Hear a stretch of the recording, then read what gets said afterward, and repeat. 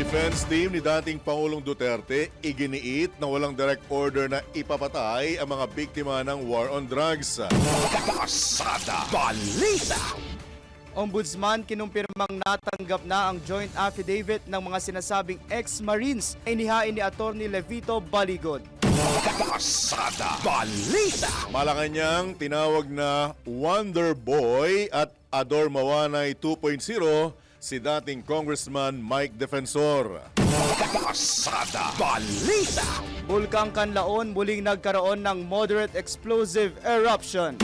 Pasada Balita. Sa balitang pangkalakalan, PSA nangangamba sa posibleng pagtaas ng inflation rate dahil sa pagsirit ng presyo ng langis. Pasada Balita.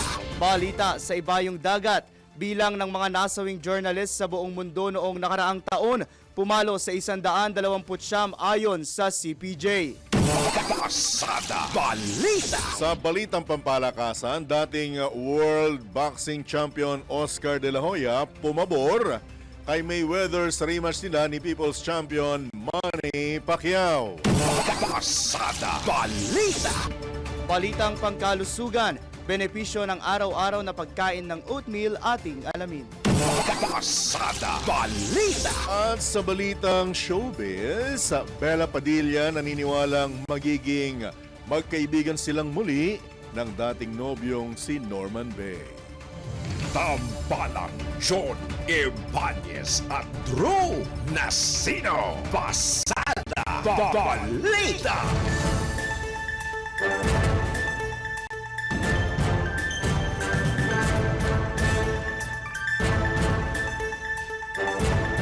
Magandang umaga Luzon, Visayas, Mindanao, Pilipinas. Kami po ang inyong tagapaghatid balita, Johnny Ibanez. Sa ngalan ni Drew Nasino, John Riz Galata.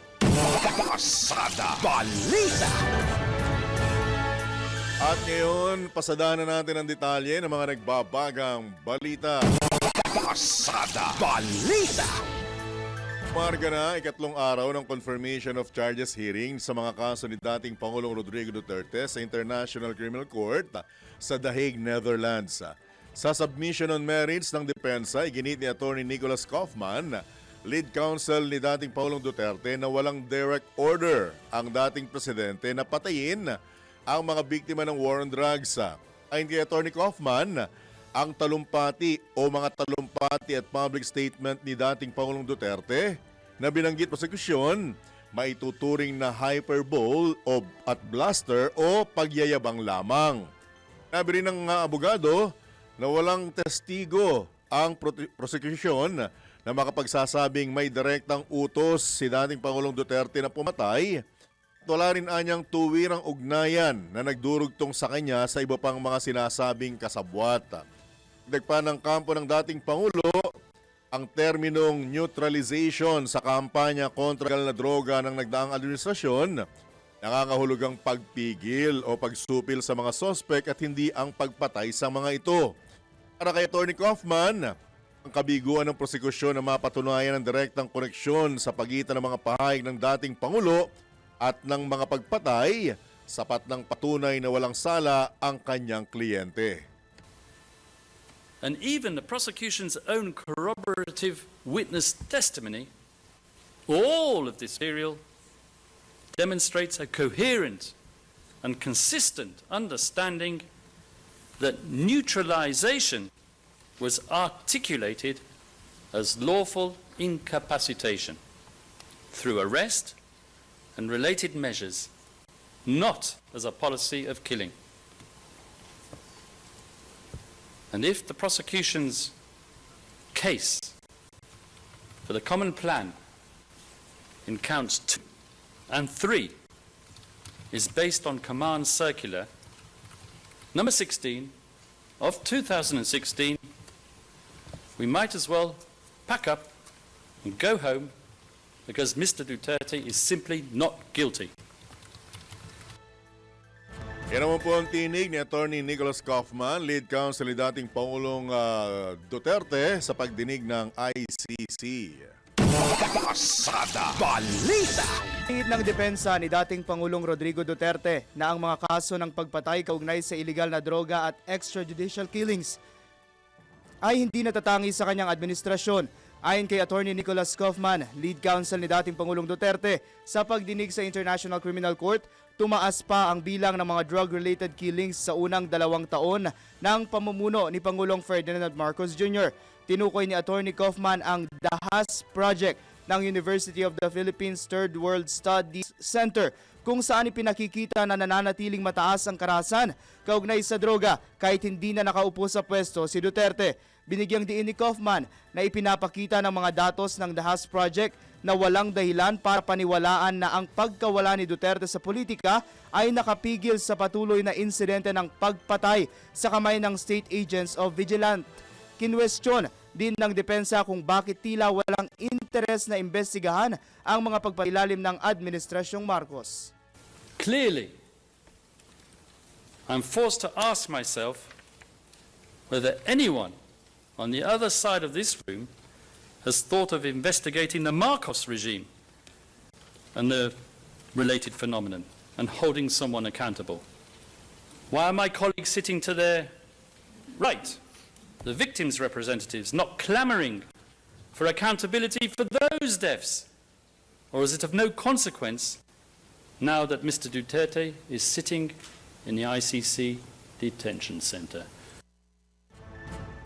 Yan po ang tinig ni Attorney Nicholas Kaufman, lead counsel ni dating Pangulong Duterte sa pagdinig sa ICC.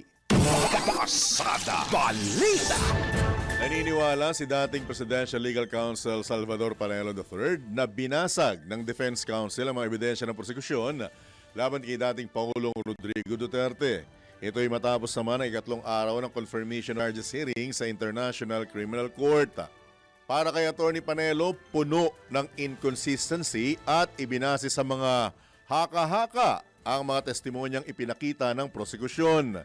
Partikular na tinukoy ng abogado ang police circular na ipinresenta para mapatunayang nagkaroon ng command to kill. Anya, pinahina ng nasabing dokumento ang argumento ng prosecution. Alisinad mismo rito na kung kailangang arestuhin ang person of interest, arestuhin ito alinsunod sa batas. Samantala, pinuri rin ni Attorney Panelo si Defense Counsel Nicholas Kaufman dahil sa mahusay anyang pananaliksik at paghahanda nito sa nasabing pagdinig. Pasada Balita. Pinagpa-public apology ng isang Davao-based journalist ang isang International Criminal Court prosecutor matapos anya nitong gamitin ng walang pahintulot ang kanyang video sa presentasyon ng prosekusyon sa pagdinig ng kumpirmasyon ng kaso laban kay dating Pangulong Rodrigo Duterte. Sa isang notarized affidavit, iginiit ni Ben Tesiorna na dapat humingi ng paumanhin sa kanya si ICC prosecutor at senior trial lawyer Julian Nichols dahil sa umano'y maling representasyon o kapabayaan sa paggamit ng kanyang video. Nagbabala si Tesiorna na kung hindi ito gagawin ni Nichols, magsasampa siya ng kaukulang kaso laban dito at sa iba pang sangkot, kabilang ang cyber libel, damages o copyright infringement. Mariin din niyang itinanggi ang anumang kaugnayan sa umano'y inedit o spliced video. Ayon sa kanya, ang pagpapalabas at pagpapakalat ng nasabing video sa buong mundo ay nakasira sa kanyang reputasyon at naglagay sa panganib sa kanya at sa kanyang pamilya na paraan niyang nakipagtulungan siya sa ICC prosecution na isang bagay na kanyang pinabulaanan. Pasada Balita. Kinumpirma ng Office of the Ombudsman na natanggap na nito ang joint affidavit na inihain ni Atty. Levito Balicod para sa 18 dati o sinasabing dating miyembro ng Philippine Marines. Ayon sa Ombudsman, maingat nilang susuriin ang mga nasabing salaysay at titignan din ang kredibilidad ng mga nagbigay nito pati ang kanilang mga iniharap na ebidensya.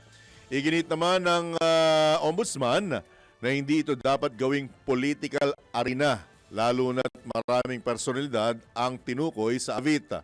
Dagdag pa ng Ombudsman na nanatili silang isang malayang constitutional body na ginagabayan ng ebidensya, batas at due process. Nangako rin ng Ombudsman na mananatiling profesional at kikilos ng patas sa paghawak ng naturang referral. Pasada Balita. Natawa na lamang si Manila 3rd District Representative Joel Chua sa akusasyon ng mga ex-Marines na naghatid umano ng mali-maletang pera mula kay dating Ako Bicol Party List Representative Zaldico. Napansin ni Congressman Chua, chairman ng House Committee on Good Government and Public Accountability na karamihan sa mga pangalan na kasama sa sinasabing sinumpaang salaysay ay mga individual na kabilang sa mga nag-aakusa kay dating Pangulong Rodrigo Duterte sa International Criminal Court. Kabilang na ang ilang miyembro ng Quadcom noong 19th Congress at mga miyembro ng Makabayan Bloc.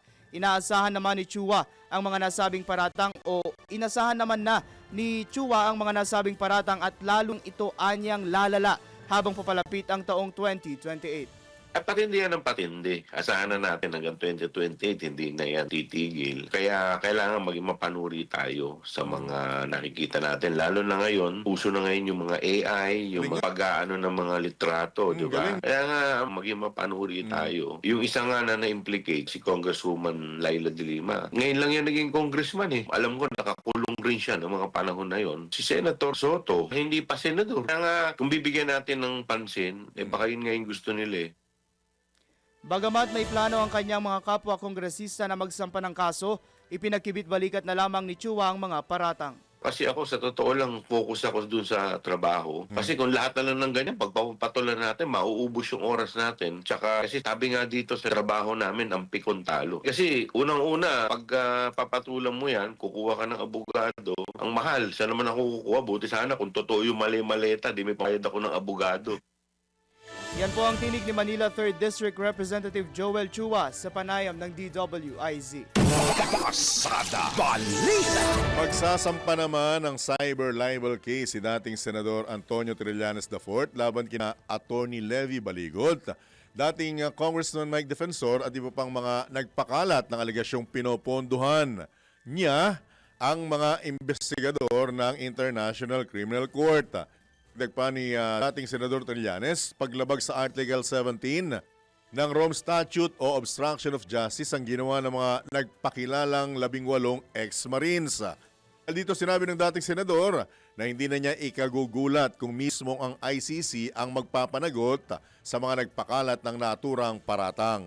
Yung mga yan, hindi natin papalagpasin. Kaya nga, I will be filing cyber libel cases against them. At tama na yan, si Baligot, si Mike Defensor, kung sino pa ang magkakalat nito. Kasi kailangan magtanda. At ito pala, idagdag ko lang, na yung ginawa nila actually violation ng Article 17 ng Rome Statute. At yung ICC, hindi ako magugulat kung sila mismo ang magpa-file nito, yung obstruction of justice ang tinatawag nito. At dahil nilagay nila sa peligro yung yung buhay ng mga investigador ng ICC at lalo na yung mga witnesses.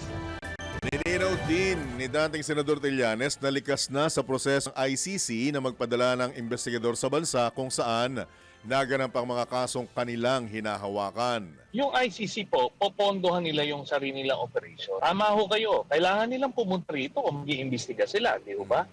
Ngayon, ito yung it defies common sense. Ang sinasabi nila, nagbigay ng $2 million. Binigyan ko sila ng $2 million para mag-imbestiga sila rito. Na-imagine ba nila kung paano ilalabas ng investigador yung $2 million na yun? Ano, ilalagay lang sa maleta at isasakay sa aeroplano? Yan naman po ang tinig ni dating Senador Antonio Trillanes IV sa panayam ng DWIZ. Pasada Balita. Kumpiyansa si dating Senador Antonio Trillanes IV na matutuloy sa trial ang kasong crimes against humanity ni dating Pangulong Rodrigo Duterte sa International Criminal Court. Sa gitna ito ng nagpapatuloy na confirmation of charges hearing ng dating Pangulo.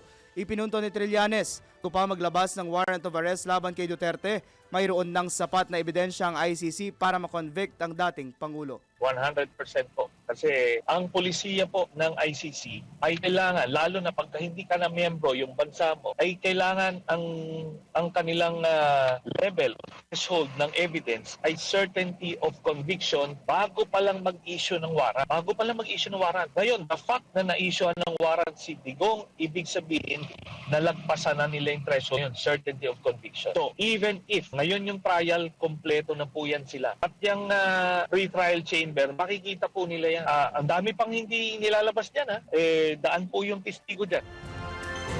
Sakali namang magpatuloy sa trial ang kaso ng dating Pangulo, kinumpirma ni Trillanes sa DWIZ na naimbitahan na siya para tumestigo laban kay Duterte. Tayo po ay nasabihan na tayo ay isa sa harap doon pag nagsimula ang trial. Lahat ng kailangan natin gawin at nakita nyo naman, ang pinipresenta natin ay totoo. Hindi mo kailangan mag-invento dito. Sila na ngayon yung namimilipit. Matambling-tambling. Bumaba. Dati pinagmamalaki yung mga pagpatay nila. Ngayon, ano na eh. Di ba? Kung anong alibay na yung ginagawa.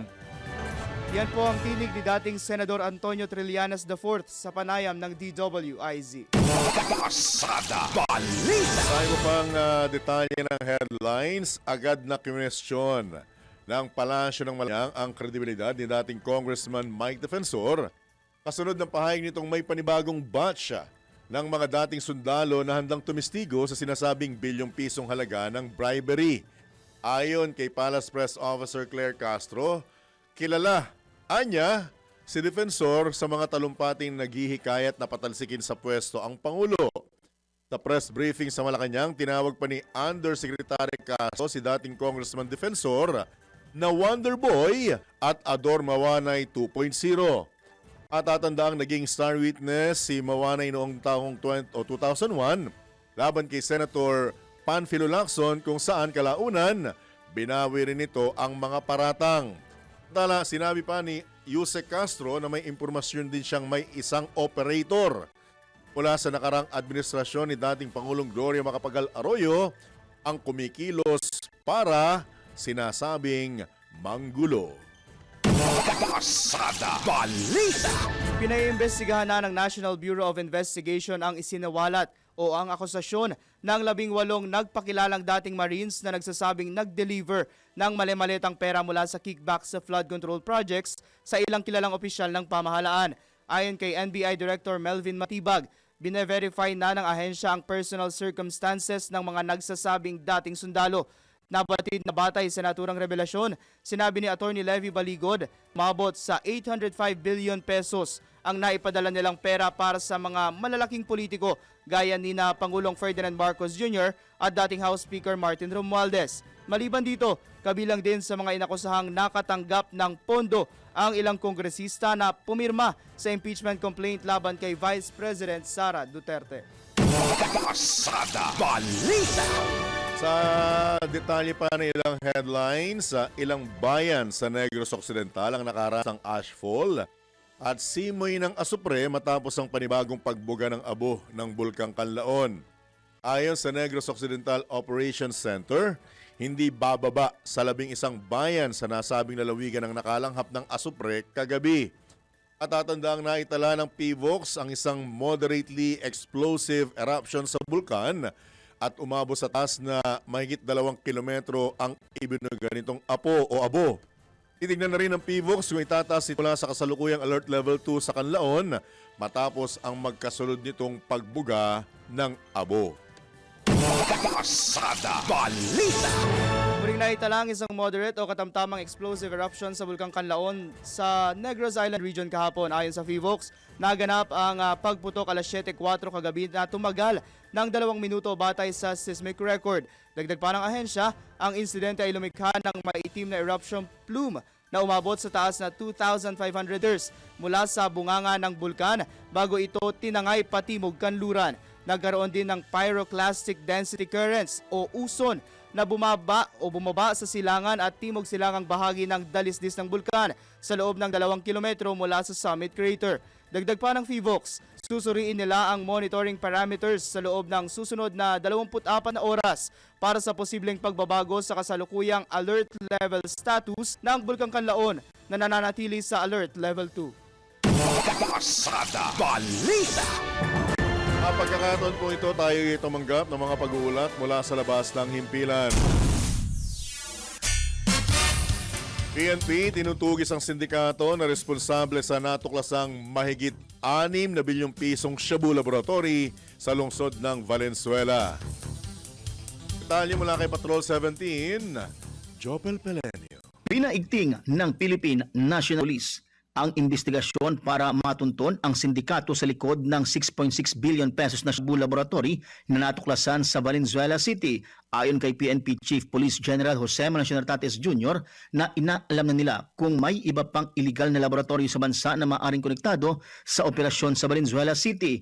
Noong Pebrero 22, binuwag ng mga operatiba ng PNP at ng Philippine Drug Enforcement Agency o PDEA ang malaking clandestina laboratory sa loob ng isang bodega sa Valenzuela City. Una nang na-recover sa nadiskubring shabu lab sa lungsod ang 906.41 kilo ng hinihinalang shabu na nagkakalagan ng 6.16 billion pesos at 64.15 na litro ng liquid methamphetamine na may halagang aabot sa 436.22 million pesos. Ayon sa pulisya, isang 30 anyos na sospek ang naaresto dahil sa pagbebenta umano sa isang undercover agent ng 500 grams ng shabu na nagkakalaga ng humigit ng 3.4 million pesos.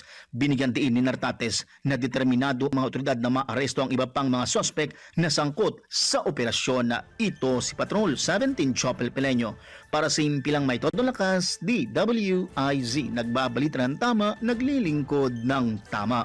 Pasada Balita. Samantala, pagtatayo ng nasa 1,400 low-cost housing units sa Subic Bay Freeport Zone, sinimulan na ng pamahalaan. Report mula kay Patrol Team Gilbert Perez. Umarangkada na ang pagtatayo ng nasa 1,400 na mga low-cost housing units sa Subic Bay Freeport Zone. Nangunahan ng DSUD, Department of Human Settlements and Urban Development, ang groundbreaking ceremony ng bagong township project. Sa pamumuno po yan ni Secretary Jose Ramon Aliling. Dumalo naman sa seremonya sa First Lady Liza Arneta Marcos bilang panauhing pandangal. Layunin ng proyekto na makatulong sa pagtugon sa kaulungan sa abot ng pabahay sa bansa. Kapag natapos na raw ito ayon sa pamahalaan, inaasahang makikinabang ang mga pamilyang nangangailangan ng mas abot kayang tirahan sa naturang lugar. Patrol 13 Gilbert Perez para sa Himpilang May Todong Las, DWIZ. Nagbabalita ng tama, naglilingkod ng tama. Kapag may bagong balita, naka-on air, agad-agad, DWIZ. Patrol Report. Engineer Wantino, oras muna sa Udyat. 25 minuto na makalipas ang 6 a.m. Sa pagkakataon pong ito, mga kabalitaan-kabalitaktakan, tayo po'y pinalad na makakausap ang dating kinatawan ng ACT Teachers Party List na si dating Congresswoman Franza Castro. Rapa Castro, good morning po. Johnny Banyes, John Riz Calata, live na po tayo sa DWIZ, Aliw Channel 23. Ma'am? Morning po. Good morning, Jan at Jaris at sa inyong mga taga-subaybay. Po. Riz po, si John Riz po yung kasama natin, Congresswoman Franz Jan Castro. Riz. Apo. Kamusta po kayo, ma'am? Long time no see, long time no hear. Oo, tama ka, John. Long time no here. Ito po yung Okay lang, pinagkakabalan natin, ma'am. Yeah, so as co-chair ng Makabayan, overseeing yung mga party list namin, no, yung mga ginagawa ng mga party list namin, performance. Alright. Muling ika nga'y lumutang ang pangalan ng isang congressman. Kasama sa sinasabing may mali-maletang nabigyang sandamakmak na salapi. Ano po ang unang naging reaction nyo rito, ma'am? Well, natawa kami dun sa unsigned na statement. No, nagulat kami kasi ang Makabayan na nadamay doon sa mga listahan o sa listahan ng mga binigyan daw ng mali-malita. So, syempre, hindi naman totoo yon, and we deny such thing na meron kaming natanggap ng mga mali-malitang pera. At kahapon, dumirekta na po si Attorney Levy Baligod sa Ombudsman para ihain yung kanilang affidavit na sinasabing nilagdaan ng mga nagpakilalang dating Marines. Ibig sabihin, mukhang may mga pinangahawakan na Congresswoman Castro. Oo, nakita ko nga, no, at wala pa kaming copy. Kung yung copy nung statement na pinalabas, kung yun, no, ay nakita naman natin na hindi ito parang lack of personal knowledge. Sino ba yung nagsasabi ng nagpadala daw ng mali-maleta sa amin? no? Tapos sinasabi natin dito na talagang um, parang distraction ito, no? Dito sa mga nangyayaring mga issue against sa mga Duterte. Remember na um, ngayon sinisimulan yung pre-trial, no, doon sa EJK o doon sa complaint against kay dating Presidente Duterte, no, yung crimes against humanity, no? Kaya at tapos ito pa yung impeachment ni Vice President Sara Duterte, sisimula na rin by Monday. Kaya tingin natin isa na naman itong pusit tactics para ilihis yung mga usapin sa mga mahalagang nangyayari sa ngayon, no? At mga invento talaga ito, mga chismis, mga general allegations. So tingnan natin kung saan pupunta yung kanilang isinabmit na complaint doon sa ano, no, sa ombudsman. Kaya nga po, kagaya po nung nabanggit ni Kuyang John, parang may pinangahawakan nga po sila since dumulog na po sila sa ombudsman. Sa tingin po ba ninyo, meron po doon sa mga nabanggit na tumanggap umano ng mali-maletang pera, meron po doon sa mga nabanggit na mapapatunayan na tumanggap nga ng maleta, Kong? And hindi ko na po tatanong sa ano po yung mga pangalan nila. Kung meron lang naman po. Well, wala naman akong alam, 'di ba? Wala naman akong alam diyan, no? Hindi naman ako privy doon sa kung meron man o wala. Pero as far as Makabayan is concerned, wala kaming mga natanggap na ganon na mali-maletang pera. Kaya sinasabi nga natin na talagang lahat itong mga allegations na ito ay mga invento at hindi naman talaga totoo. May plano po ba kayo kung meron man anong hakbang nyo laban dito sa mga nagpaparatang na ito, Congresswoman Castro? So sa ngayon, no, wala kaming pangplano, no, pag-aralan siguro kung makikita na namin talaga, no, doon sa ombudsman na copy nung complaint, no, na pirmado na ng mga yung 18 na sinasabing Marines.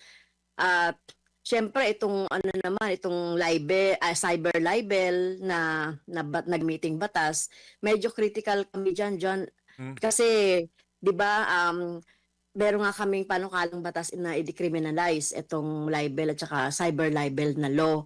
Kaya medyo critical kami diyan. Baka siguro yung civil damages, pag-aaralan niya ng aming mga legal team. Right. Kong Franz, nag-react na po yung ICC dun sa, syempre po, parang napangalanan po yung mga investigador. So, itinanggi na po ng prosecutor yung mga paratang nga po na tumanggap na pinunduhan sila.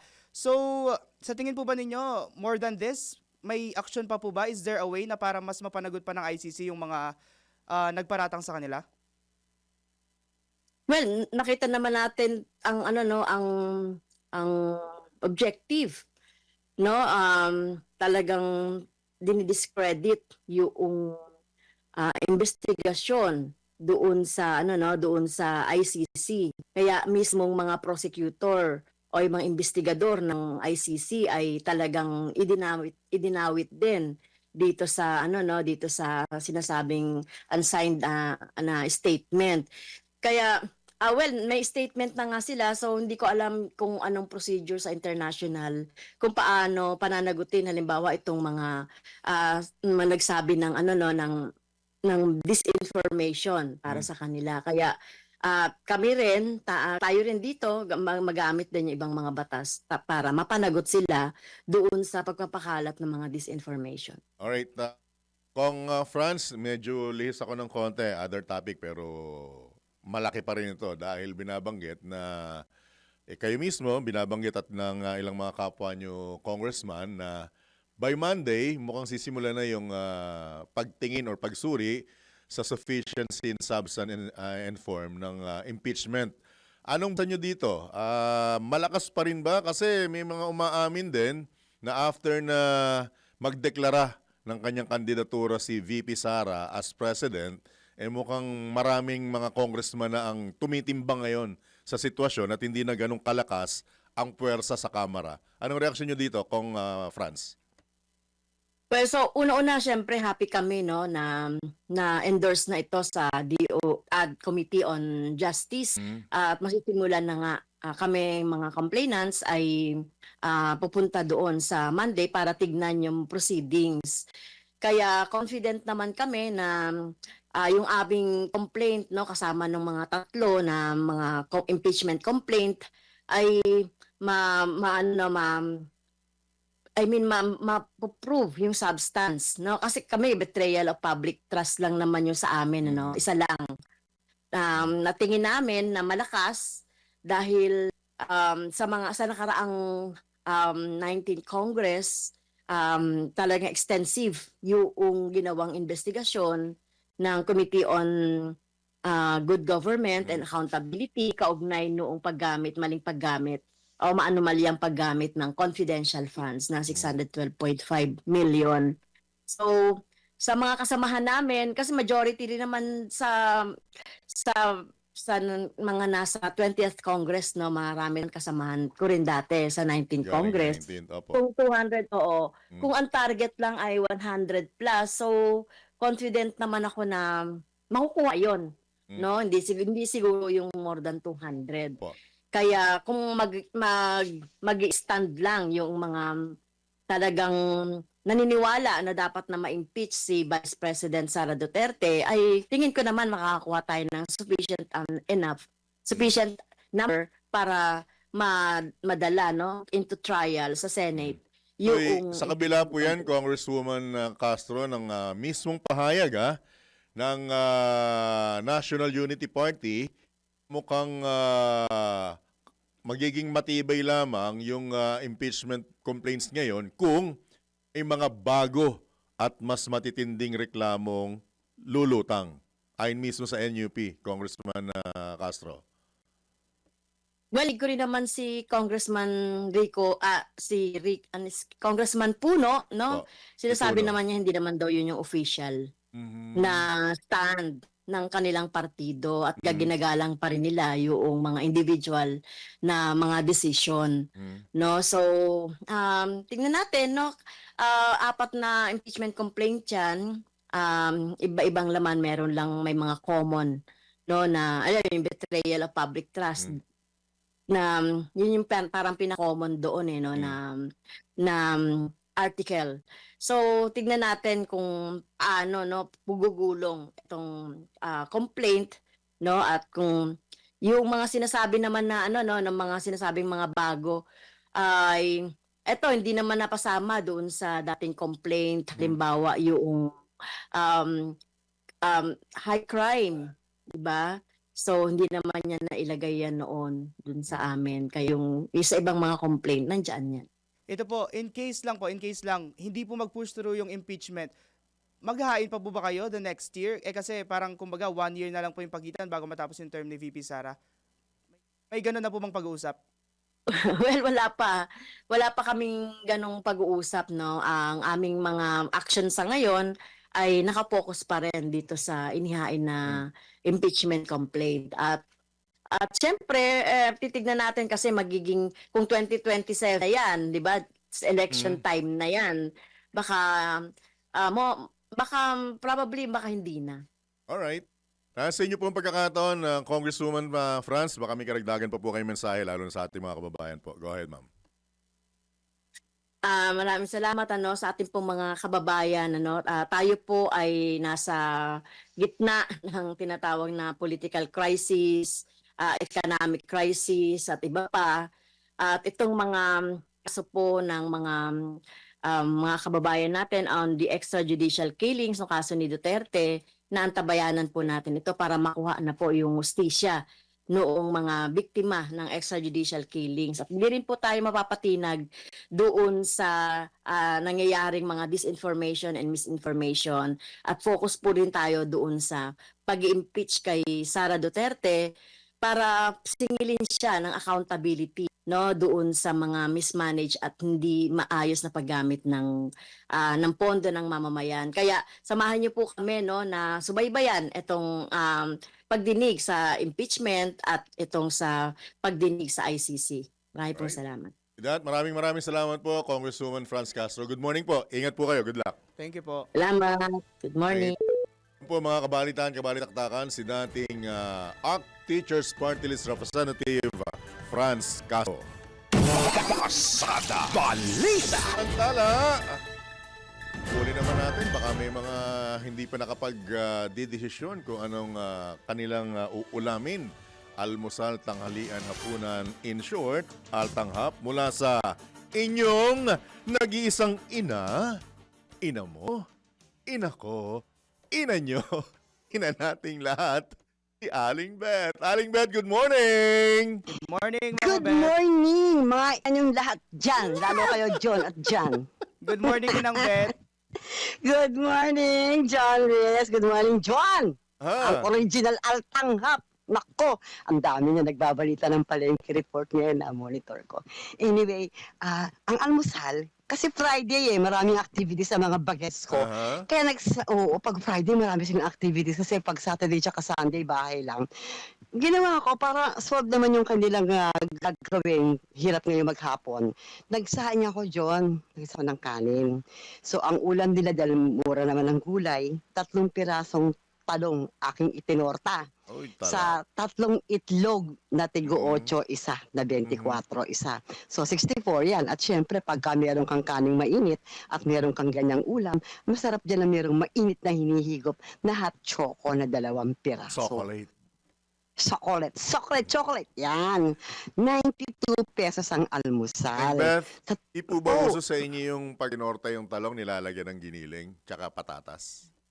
Pwede, Friday, John Bagay. Tsaka magastos yun, matrabaho pati yun. Oo, itlog na lang ko itlog. Giniling kong giniling. Pero lalagyan pa rin ng itlog para mabuo yung torta. Tama. Di ba? Wala na maglutong inay mo Parang ikaw. Ayan, sa tanghalian naman, bukod sa 56 pesos na bigas na isasain ko, ay nakabili naman ako ang aming tanghalian, ginisang Baguio Ins Autumn Bichuelas. 80 lang ang bichuelas sa 1 kilo. Kaya nakabili ako ng 40 pesos na kalahati. Gagayatin ko yan at sasahugan ko ng 50 pesos na hipon. Hindi hibedyoan, hipon na maliliit. May ulo siya. Sariwa naman, isang platitong maliit, 50 pesos. So, yan na igigisa ko sa aking bawang sibuyas at kamatis na halagang 15. Okay, dahil yan ay gulay, masarap meron kang saging na latundan. Nakabili naman ako ng kalahating kilong saging na latundan. Maganda, napakaganda, 40 Beth? pesos yan. Po, Sensya na, ano nga itsura ng bichuelas? Inamin Ano alam po kami, siya? Gen Z. parang isang dangkal ng daliri ko na parang matabang sitaw. Kulay green? Yes, kulay green. Ano pa Correct. yung Baguio beans? Yeah, Baguio beans and bichuelas is the same. Ayun pala pareho. naman. Kaya naman pala na Apo. ano ko. Tama, Baguio beans. Oh. Okay na. Baguio beans, bichuelas, isa lang po yan. Sinasama rin sa chapso yan. Sinasama rin sa puchero, sa Sa nilaga. ano? Sa, anong tawag doon? Sa toge na nilulumpia. Yes. Kasama rin yan. Opo, lumpiang gulay. Opo, Lalagyan mo opo. ng maliliit na gayat ng Baguio beans. Correct talaga. Naniniwala na akong kitchen boy to bukod sa laundry boy Hindi kasi nakalimutan ko yung bichuelas. Yun nga pala yung Baguio beans eh. Nung panahon namin ng Opo. mga bata kami, bichuelas talaga tawag dyan. Kaya na Yes, ngayon, nung mga hanggang ngayon, henerasyon, bichuelas pa rin. Social na Bichuelas social pa rin ngayon, beans eh. Opo, pag totyal, Baguio beans. Sa Hindi ating sa mga chapsoy, no? okay lang. Aling Beth? Po, Hindi rin sa chapsoy? pwede. Nilalagyan sa halos lahat ng ulam na may sabaw at mga gulay, nilalagyan ng Baguio beans o bichuelas. Pwede rin sa bulalo yan. Pwede. Kaya lang, pagdating sa bulalo, malaki ang hiwa ng pagdadalawahin mo lang ang Baguio beans. Unlike dun sa sinasabi mo lumpiang gulay, yung may toge, Manipis. maliliit, maninipis na maliliit. Naalala ko, Alex, with your indulgence ko yung John Rhys, meron ding luto dyan. Paano may igigisa yan? Yung tatay ko at nanay ko dati, ginagamitan ng blade yan eh. Para maninipis. Ang tabas. Naalala Tama. Tama. And Bukod then? sa kutsilyo, blade ang ginagamit para manipis na hindi madudurog. Kay dad mo nga dun, mga ah. magulang ko. Galing ng mga magulang mo, nakuha ng anak. Tama. Totoo yan. Totoo yan. Ang mga inang nung araw, pagka nagluluto ng bichuelas, ang ginagamit blade para daw, biko bakit ng blade ang ginagamit mo, meron naman tayong kutsilyo. Ang sagot sa akin, papanaan niya po pagka blade ang ginamit mo, hindi siya madudurog, pantay na pantay yung pagkaka-slice. Tama. Ayan. So, yung ginisa ko nga yan sa hipon, bawang sibuyas kamatis na 15. Nakabili naman akong saging nila tundan. Pag mainit ang kalino at meron kang gulay na ganyan, isinasabay sa saging ang pag-ulam ng bichuelas. 201 yan, John, tsaka John Reese. Sa hapunan, mga iba-iba naman. Mura naman pumili ko ako. Alam niyo ba yung swam na luto? Sinuam. Alam ko, narinig ko na yan eh. Swami. Isda yan, di ba? May mais. Opo, isda. Para kang nagluto ng tinulang manok. Okay. Ang style dyan. Kasi igigisa mo yung bawang sibuyas at saka luya sa mantika. Ngayon, may dahong sili rin yan. Alam niyo kung ano isda ko? Asuhos. Ano po? Asuhos. Yan ang hindi ko alam. Ngayon ko lang narinig Asuhos. yan. Parang nalalaman po na magkasing edad lang kami ni Hindi. Kuyang Oo. Ngayon, uhos? Opo, asuhos. Sa Malabon, dyan sa Central Market sa Malabon, Ano sa ka bayan. mag-anak na isda niyan? Asuhas. Alam ng marami nakakaalam. Malamang si parang Drew, alam ng si Sir Drew, Malapad alam yan, ng- ano? Parang sapsap? Hindi po. Ay, mali Mahaba. ako. Mali. Mm. Medyo Sige, tuloy mo mahaba. na. Para siyang maliit na galunggong na makislap na makaliskis. Okay. Alright. Ayan. Gigisa ko yan. So, ang halaga ng aking kalahating kinong asuhos, 140 to 80 yan per kilo. Bawang sibuyas tuya ko, 15 at yung mantika, 30. Daong sili, 10 piso, 145. So, suma total, mula 92 sa almusal, 200 doon sa tanghalian, 195 ang hapunan, 488 pesos ang May umaga hanggang 12 gabi. pa. Pasok na pasok sa budget ni Aling Beth. May 12 pa. Kailangan ipasok sa budget. Anyway, payday sa mga nasusweldohin mamaya. Ay, sana all. Wow. Sana all Sana sumasweldo. all. Bigla akong nalungkot. Bigla akong Sana- nalungkot. Oo, sana all. Ako naman nakakasahod naman ng tama dahil binabudget ko naman ng tama ang aking mga Alright. binibili. Tsaka bukod sa alalay ng aking anak. Para sa Altahap sa Pasada Balita, Metro Patrol, Mama Beth Samson ng DWIZ. Nagbabalita ng tama at kahit malapit na Kwaresma, nagbabudget pa rin tayo ng tama. Happy weekend, guys! Ingat! Happy weekend, Aling Beth. Ingat po kayo, ha? Pasada Balita. Tuwa ito si Engineer Juan Contihino. Siguro laki ng sasahurin nito. Oh? Nakikinig ba mihis mo? Ha? Tama yung tawa mo. Baka tawa ka, abot hanggang bahay nyo. Ano, sinusurrender mo ba sa mahal sa buhay mo? Yung sweldo mo? Ha? Alam ba niya? Baka tawa ka. Ngayon, ayaw mo ako sagutin. Oh. Narinig mo yung tawa? Malakas pa sa bed, ano? May utang pa na libre sa'yo. Kain, di ba? Ayun. Ang daming utang nito sa akin. Nakapag-abroad nga ito. Hindi pa ako binabalikan nito eh. Anyway, Engineer Ronald Contino, oras muna sa Udiat. Oh, malaking may sweldo. 11 minutes bago mag 7 a.m. Sa pagkakataon po ito, muli tayong tumanggap ng mga pag-uulat mula sa langhimpilan. Milyong-milyong pisong halaga ng ilegal na yosi na napigilang maipasok sa bansa. Detalye mula kay Patrol 5, Ayayupan ko. Aabot sa 180 million pisong halaga ng illegal na sigarilyo ang napigilang makapasok sa bansa ng Bureau of Customs matapos maharang ang isang barko sa Celebes Sea. Sa report ni Customs Commander Ariel Nepomuceno, nagugat ng nasabing operasyon nang makatanggap ang BOC ng intelligence report hinggil sa kahinahinalang galaw ng isang bulk carrier na namataang nagsasagawa ng cargo transfer sa gitna ng dagat. Dahil sa irregular na maniobra nito, agad na nakipag-ugnayan ang Bureau of Customs sa Department of National Defense at sa Philippine Navy, Western Mindanao Naval Command sa pamamagitan ni Rear Admiral Constancio Arturo Reyes para sa pagsasagawa ng joint anti-smuggling operation. Dito natukoy ang naharang na barko sa layong 52 nautical miles kanluran ng Kalamansik Port sa Sultan Kudarat. Sa operasyon, tumambad ang nasa 3,000 master cases ng mga sigarilyo na walang kaukulang dokumento para sa legal na importasyon at hindi rin napatunayan ng mga dayuhang crew ng barko ang legalidad ng kanilang kargamento. Pagtitiyak ni Commissioner Nepomuceno, patuloy ang operasyon at paglaban ng ahensya sa illegal na kanang sigarilyo upang mapanatili ang seguridad ng bansa at protektahan ang publiko at mga lehitimong negosyo. Ito is Patrol number 5. Ay pang-parisential method ng lakas, DWIC. Nagbabalita ng tama, naglilingkod ng tama. Pasada Balita. Samantala, talino at kakayahan na pangunahan ng bansa dapat taglayin ng susunod ng bansa ayon sa Malacanang. Detalye mula kay Patrol 13, Gilbert Perdes. Ilang araw matapos magdeklara si Vice President Sara Duterte na tatakbo siya sa 2028, muling nagpaalala naman ang Malacanang hinggil sa katangian at uri ng leader na dapat manguna sa ating bansa. Ayon kay Palace Press Officer Undersecretary Claire Castro, nation builder ang nais ni Pangulong Ferdinand Marcos Jr. at isang pinuno na kumikilos para sa structural changes tungo sa isang investment nation bukod pa sa isusulong nitong kaunlaran.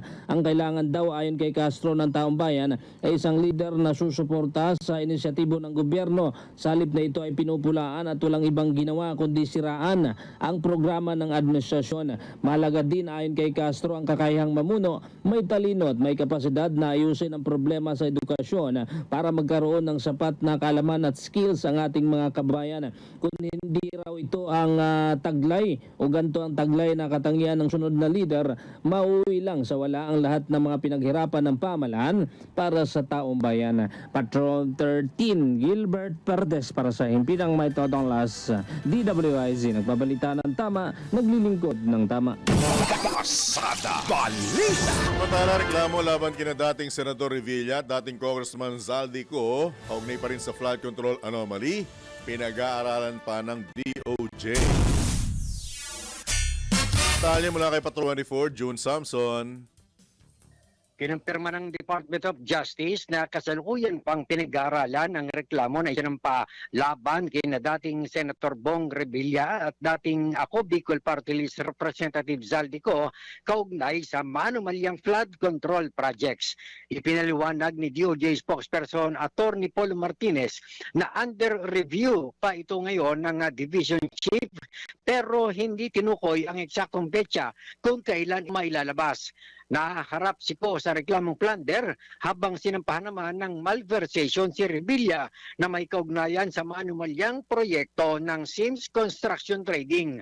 Sa kaso ni Ko, sinabi ni Martinez na ibabatay ng prosecutors na humahawak sa kaso ang magiging resolusyon mula sa mga ebidensyang isinumite ng National Bureau of Investigation na siyang naghain ng reklamo. Ito ay dahil sa pagkabigong magsumite ng dating kongresista ng kanyang counter affidavit para marinig ang kanyang panig.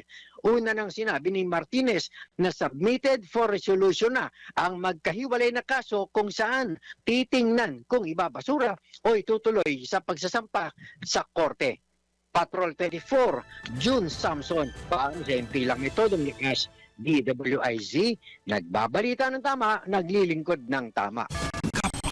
May bagong balita. Naka-on air agad ang DWIZ Patrol Report. Samantala, isinusulong ni Senador Jinggoy Estrada ang Senate Bill No. 1685, Section 24 ng National Internal Revenue Code of 1997 para baguhin ang tax brackets na magsisimula sa 2027. Layo ng inihaing panukala na mapababa ang individual tax rates at madagdagan ang take-home pay ng mga nasa low at middle income earner. Ayon kay Senador Estrada, kapag mas malaki ang natira sa sahod ng isang manggagawa, mas makakagastos ito sa pamilya at mas iikot ang pera sa ekonomiya. Dagdag pa ng mambabatas, kailangan anya na iparamdam ang tunay na benepisyo ng mga tax reform sa mga manggagawa upang mas mapaganda ang kalidad ng kanilang pamumuhay. Sa ilalim ng panukala, ang mga individual na kumikita ng hanggang 500,000 piso kada taon o mas mababa pa ay hindi na pagbabayarin ng income tax habang ang mga kumikita ng higit sa nasabing halaga ay papatawan ng mas mababang buwis para sa kasalukuyang rate. Pasada Balita. Hinimok ni Butuan Bishop Cosme Almedilla ang kabataang Pilipino na patuloy na manawagan para sa pananagutan mula sa mga opisyal ng pamahalaan. Sinabi ito ni Bishop Almedilla sa gitna ng pagdiriwang ng ika-40 anibersaryo ng EDSA People Power Revolution sa Gingoana Park sa Butuan City noong Miyerkules. Pasada Balita. Sabihan niyo po ang magandang mensahe mula po sa aming nag-iisang chairman, Boss D. Edgard A. Cabangon.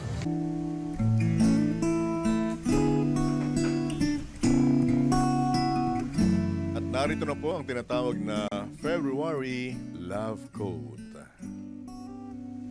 Love is a choice. You make it from moment to moment.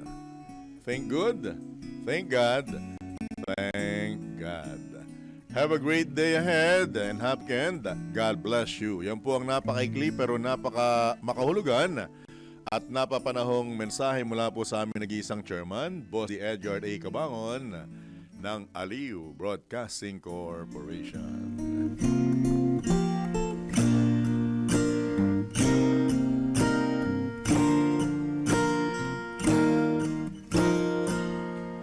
Narito ang headline sa Pasada Balita ngayong Friday, last Friday of the month, February 27, 2026. Pasada Balita. Defense Team ating Pangulong Duterte iginiit na walang direct order na ipapatay ang mga biktima ng war on drugs. Pasada Balita. Ombudsman kinumpirmang natanggap na ang joint affidavit ng mga sinasabing ex-Marines na inihain ni Atty. Levito Baligon. Pasada Balita. Malacanang tinawag na Wonder Boy at Ador Mawanay 2.0 si dating Congressman Mike Defensor. Pasada Balita. Bulkan-Laon muling nagkaroon ng moderate explosive eruption. Pasada Balita. Sa balitang pangkalakalan, PSA nangangamba sa posibleng pagtaas ng inflation rate dahil sa pagsirit ng presyo ng langis.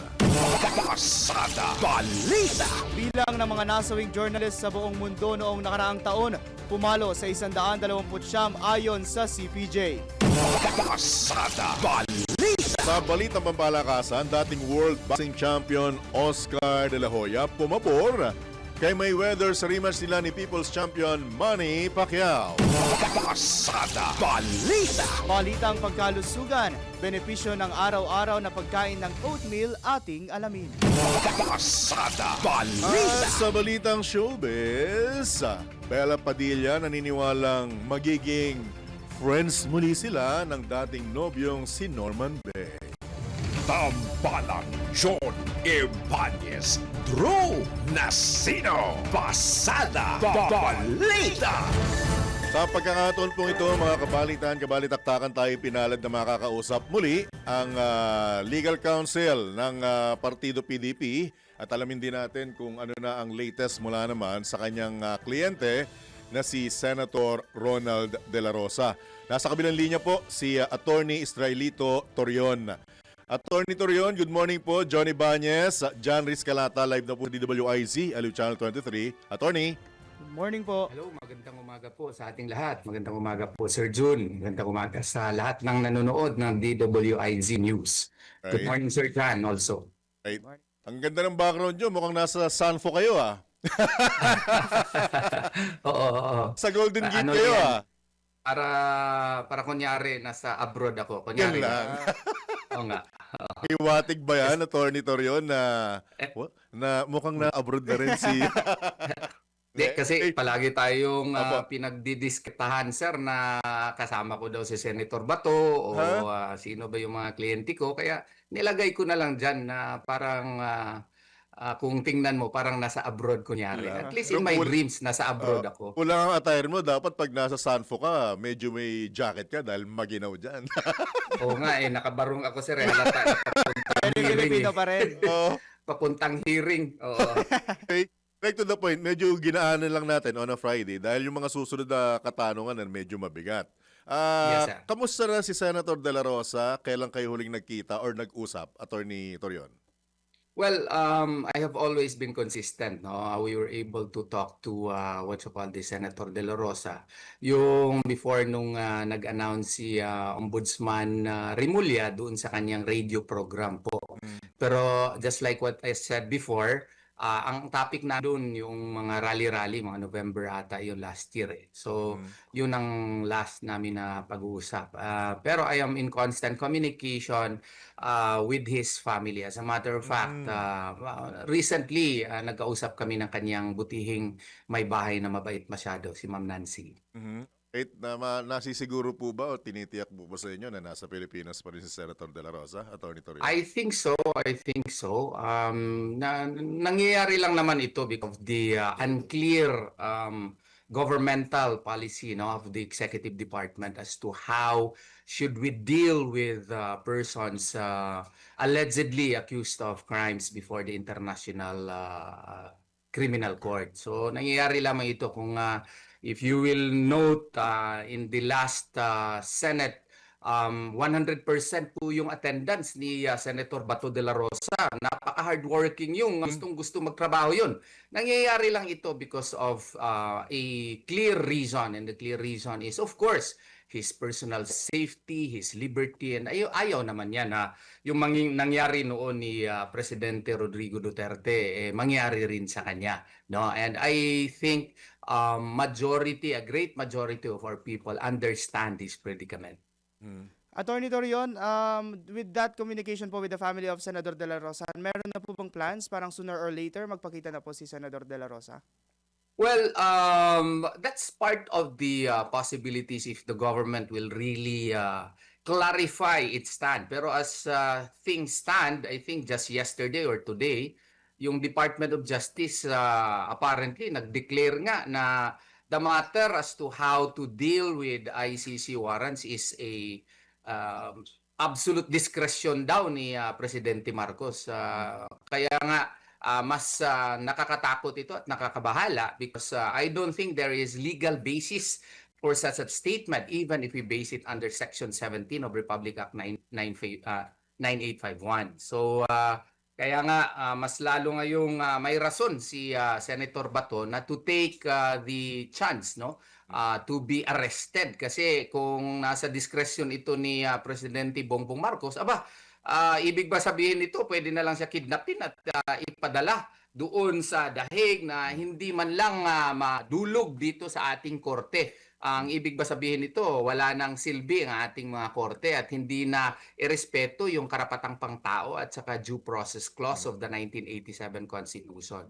So yun po ang sitwasyon natin ngayon. Attorney Torion, binabanggit mo rin lang naman yung deklarasyon. How much more dahil mismong ICC ang nagsabi na kasama si Senator De La Rosa bilang co-perpetrator ni dating Pangulong Duterte sa kaso ng extrajudicial killing. So anong dating nito sa inyo ngayon? At ganyan na po ang sitwasyon. Yes, we heard that, no, na co-perpetrator nga siya. And that reinforces the legitimate concern of Senator Bato de la Rosa because if the ICC declared that and the fact that supposedly we are no longer a party to the Rome Statute as early as March 17 of 2019, then the Philippine government should have a clear stand that since we are no longer a party to the Rome Statute and pursuant to the letter addressed by President Marcos to Vice President Sara Duterte in 2023 na supposedly the Philippine government will no longer implement any or cooperate with ICC proceedings, dapat sana mag-stick tayo dito. Kung gusto nila na magiging party tayo na naman doon sa Rome Statute, edi gawain nila. Pero dapat yung klaro kasi ang sa atin naman dito, kung hindi na tayo party sa Rome Statute, then any and all cases that have to be filed against alleged violators of international war crimes, no, should be filed here in the Philippines kasi meron naman tayong working Department of Justice, meron tayong working courts. So our internal justice system is healthy, no? So therefore, if there are cases that have to be filed arising out of the drug war of the former president, then such cases should be filed here and not in a foreign court na napakalayo, no? Korteng banyaga na nandun sa Netherlands. Pero balikan ko lang Attorney Torion, hindi ba mismong kay Senator De La Rosa ang nagsabi na kung talagang aarestuhin niyo ako, arrest me. And then nung mahuli naman at sa si Tatay Digong, si dating Pangulong Duterte, sabi niya willing siyang samahan bilang pagmamahal sa dating Pangulo. Wala na ito ngayon? It should be placed in proper perspective, sir. Kasi lahat naman tayo is governed by one rule of nature, no? One rule of nature is that if the doctrine of self-preservation, if our safety is at stake, if our personal security is at stake, then the natural tendency of any human being is to protect himself. That's the first rule of nature. Now, when he said that, it should be placed in proper context. No, if his rights are protected, if his if there are really reasonable grounds that kunyari hindi na tayo party talaga sa Rome Statute, pwede mangyari yung sinabi niya. But all of such should be placed under the legal context that his rights should be protected, that we should not surrender our sovereignty, na dapat dumaan dito sa sa korte natin. At kung sa tingin ng korte natin, tingin ng Korte Suprema or any courts for that matter, no, the appropriate courts, na karapat-dapat siya na ilagay doon sa ICC at samahan si Tatay Digong, bakit hindi? Ang question kasi dito, soberenya ng ating bansa. I-surrender ba natin ang ating soberenya sa isang banyagang korte na hindi na tayo partido? Ang ibig ba sabihin nito na wala na tayong system of justice dito sa Pilipinas? Yun ang dapat na konteksto na dapat natin ilagay yung declaration ni Senator Bato de la Rosa. Dapat nga ang question dito, bakit ganyan ang reaksyon ng ating gobyerno na isakripisyo na niya ang kapwa Pilipino doon sa banyagang korte? Siya ang presidente dito sa ating bansa. Siya ang head of state natin. And the primary duty of any president for that matter, the protection of our national sovereignty. So, dapat klaro sana ang pulisya natin dyan. Okay po, Attorney Torion, mula po nung lumabas yung balita na meron daw umanong arrest warrant po laban kay Senador De La Rosa, parang kahit once na consider po ba niya na magpakita pa rin sa Senado? Kasi po hindi po ba parang mas safe siya doon sa Senado kasi parang suportado naman po ng mga kapwa senador niya na hindi naman po siya isusurrender kung habang nasa session po yung Senate. Well, that is the declaration of the Senate President, no? And we should express our gratitude for saying that. But I think any lawyer would understand na yung declaration lamang ay declaration. So the fact na after the Senate session, he can be subjected to arrest, or may threshold kasi yung protection against arrest while the Senate is in session, no? If a penalty is higher than a certain more than 6 years pa, parang pwede ka pa ring arestuhin maski ang Senate is in session. I may be mistaken, and yun po ang pananaw po namin dyan. Right. Ang latest binanggit na meron ng naghain ng ethics complaint sa Senado laban kay Senator De La Rosa dahil sa patuloy na pagliban sa mga sesyon. Nakana po ba sa kanya impormasyon na to, Attorney Torion? Nakarating na siguro sa kanya because I'm sure nakamonitor naman siguro siya sa Facebook. Pero sa pamilya, nakarating na. Ako nga, nakarating na nga sa akin kasi automatic yung mga detractors ni Senator Bato at saka detractors ni Tatay Digong. Lahat ng moves nila naka-live kaagad sa Facebook. So, siyempre, nakita namin. Napansin ko kaagad, undated nga yung letter. May date dahil sa tatak na February 25, no? And nakita ko na kaagad yung mga grounds upon which the complaint was filed, and meron na nga akong draft ng aking response, pero we will follow procedure kasi dapat hintayin muna namin na ma-process yun ng Ethics Committee, and then that we should be served a copy thereof, no? And after which we'll appropriately file our response. Pero handa na po kami. Gaya ni Senator Bato, laging handa yan kaya nga tinatago-tago yung warrant of arrest sa kanya, laging handa siya. Alangan naman magpadakip siya at mangyayari yung nangyari kay Tatay Digong sa kanya. So kaya naghahanda na rin ako as his lawyer. At alam din niya na yung mga committing dati niyang pinamumunuan kasabay na rin pong inalis sa kanya at inilipat sa ibang kapwa niya, Senador, Attorney Torion. Well, that is a ata ngayon, and he has accepted that fact. Kasi, even Senate committees is, collegial in nature. Kaya nga, one of the basis daw ng ethics complaint, hindi daw siya nakaka-attend ng Senate committee of which he is the chairman.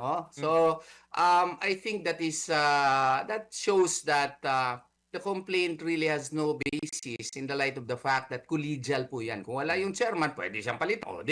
Gayon, pinalitan siya. And it continues because your mere absence does not mean that you are not performing your work. What about your coordination with other offices? Kasi yung staff niya, complete. Active yung staff niya, magagaling yung mga staff niya, nagbibigay lang siya ng instructions and nakipag-coordinate siya, nagbibigay siya ng mga comments on existing these bills that are being filed, nakikipag-coordinate yung mga staff niya with other senators concerning his feedback insofar as certain bills are concerned. So just because he is not personally present does not mean that he has committed a dereliction of official duty. I hope you won't mind. Huling tanong na lang on my part, Attorney Torion. Yung po bang cellphone number na ginagamit nyo kay Senator De La Rosa, yun pa rin ang gamit niya? Yan ang hindi ko alam kung ba yung ginagamit niya ngayon because I only communicate through the family members, not to him directly. Direktang nag-uusap? Hindi kami direktang nag-uusap po kasi direkta kami nag-uusap noon. Pero nung nagkasagsagan nitong nitong issue na ito, naging policy ko na yan, sir. Naging policy ko na yan.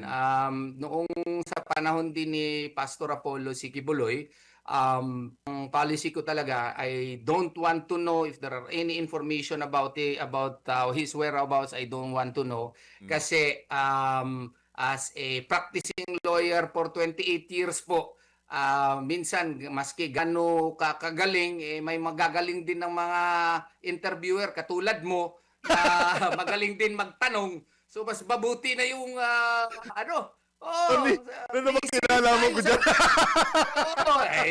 Diba? You as a fact. Alam mo, objectionable yon in the court of law, sir. Your question assume a fact not yet in evidence. But I could not do that to you.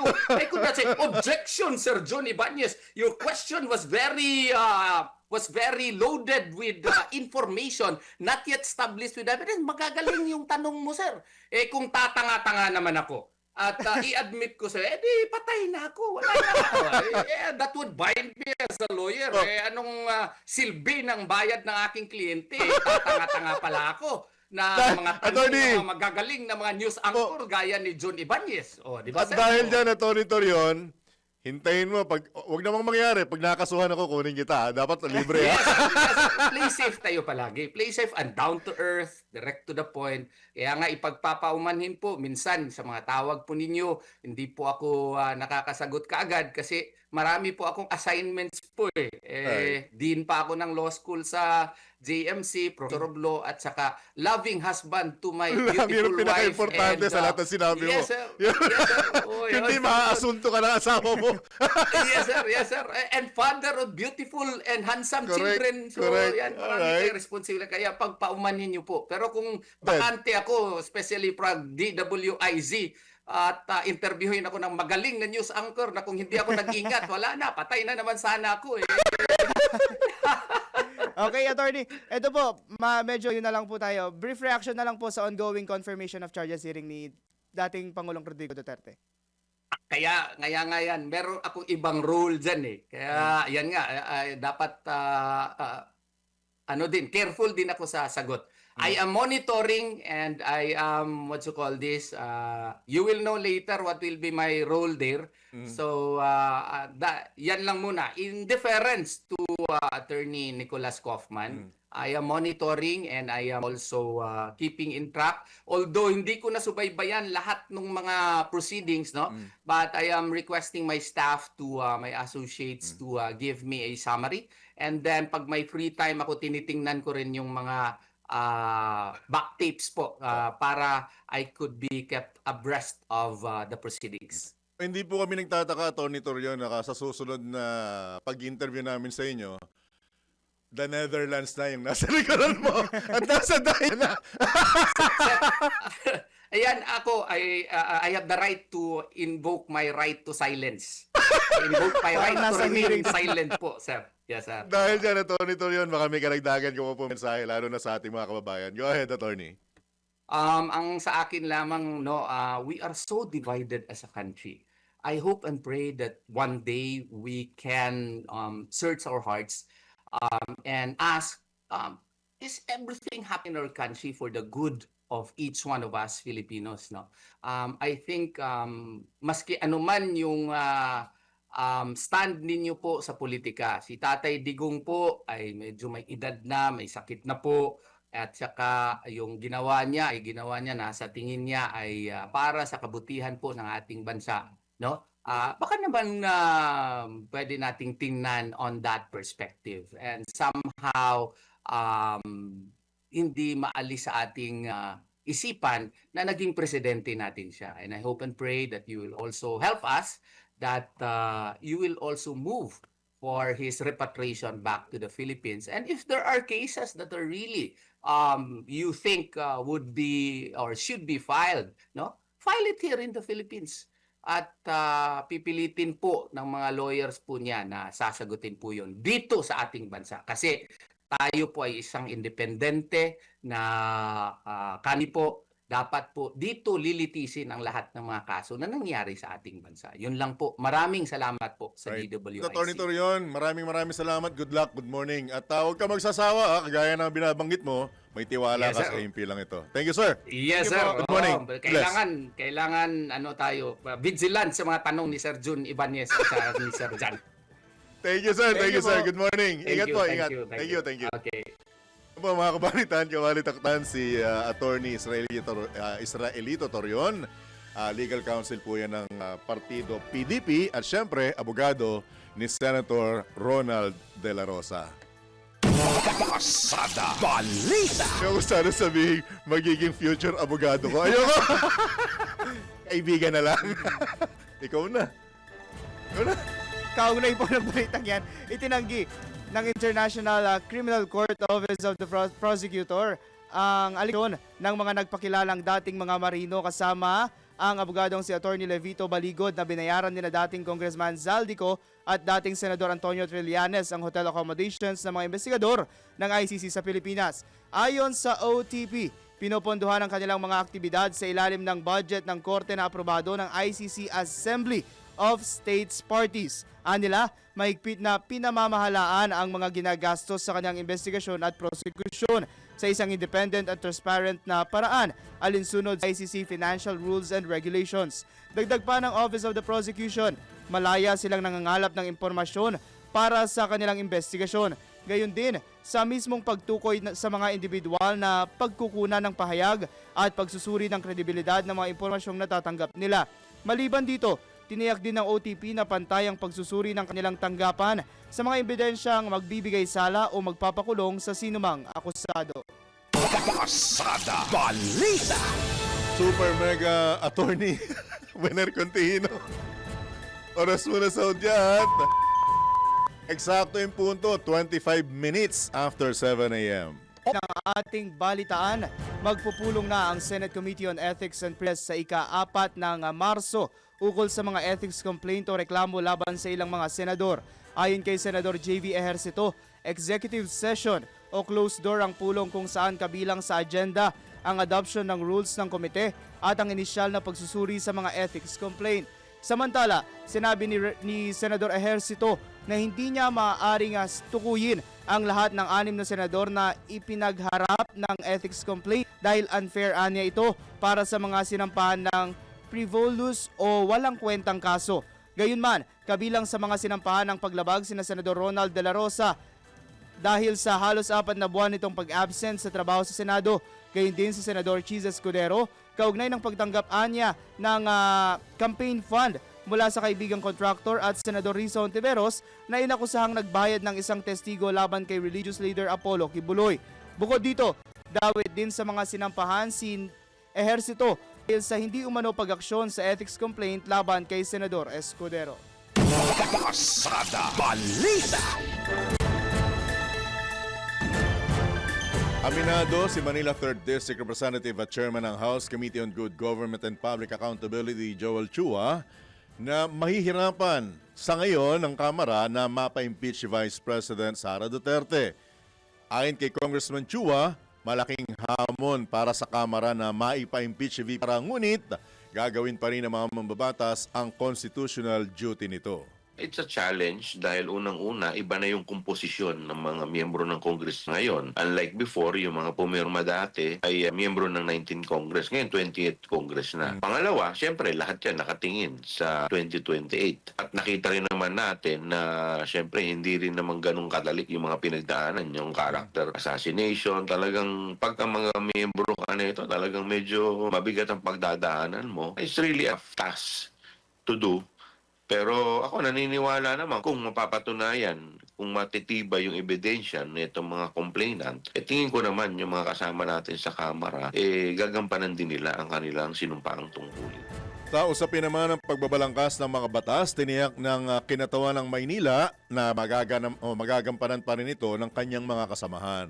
305 ang congressmen, ang miyembro naman ng Committee on Justice, 30 lang mahigit eh. At saka iba ng oras ng committee hearing. Talaga naman nagkakanta kami ng mga committee hearing every morning at saka bago mag 3 o'clock, bago mag-session. So tuloy-tuloy naman, sanay na tayo dito. Hindi lang naman ito yung mga kinukommittee hearing natin. Nung kailan lang, umattend tayo ng committee ng Ways and Means, committee ng Public Order. So lahat naman yan, parte ng trabaho. At saka ito, constitutional duty namin. Ang mandato na nagsasabing na gawin namin itong tungkulin na to ay walang iba kundi ang ating mismong saligang batas.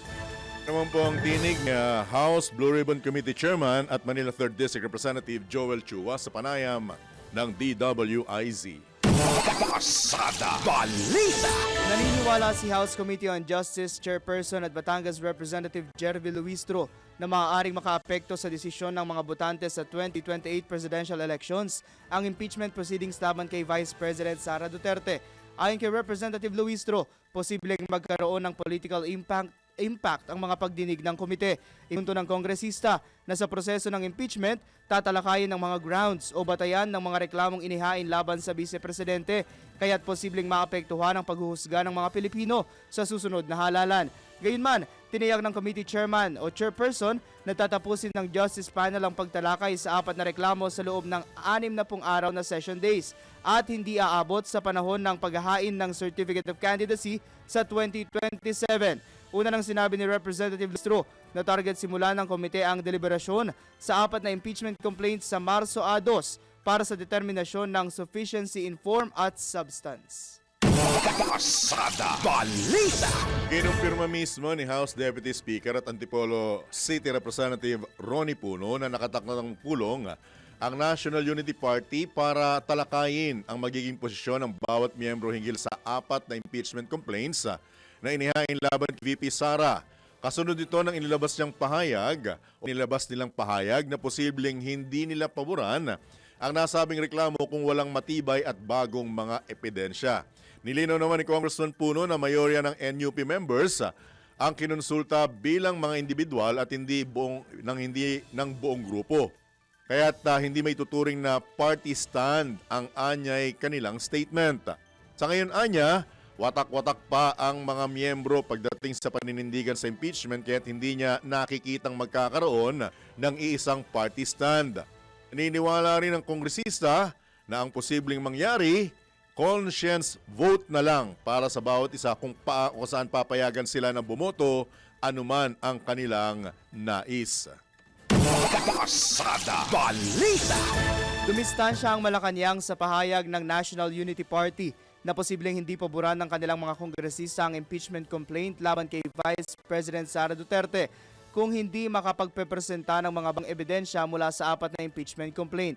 Ayon kay Palace Press Officer Claire Castro, may karapatan naman ang mga kongresistang pumili at magdesisyon dahil hindi naman sila sinasaklaw ni Pangulong Ferdinand Marcos Jr. at ng administrasyon. Kung ito anya ang makikita nilang magandang dahilan para sa interes ng kanilang partido, ay maaari silang magdesisyon para sa kanilang sarili.